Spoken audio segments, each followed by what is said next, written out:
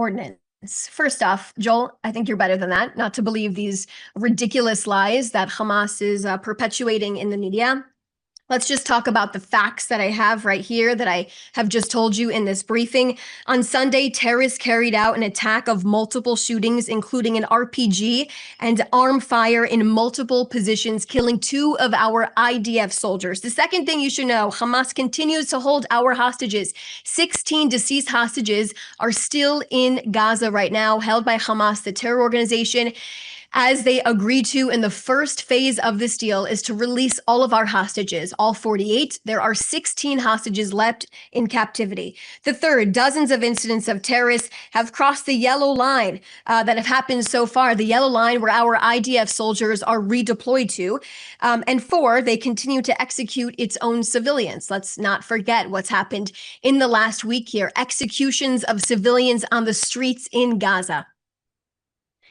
And your second question, Joel, Jared Kushner says that Israel must invest in a better life for Palestinians. Israel has said this, and it is completely laid out in the 20-point plan. In order for the Palestinians to have a future inside of Gaza, there can no longer be Hamas. That is strictly outlined there. Hamas will have no part inside of the Gaza Strip. They will be demilitarized. They will be disarmed. Matthew Duran from ABC News Australia.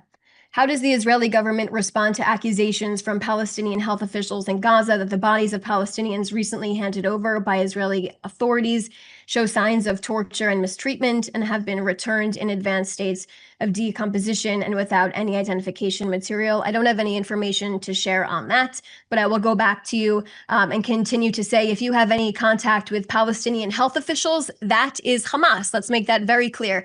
And you should ask Hamas where the bodies of our 16 hostages are. We are waiting for them to be returned. Lior Soroka from the Washington Post. Have Woodoff and Kushner arrived in Israel? Will they meet with the Prime Minister? And what is on the agenda for that?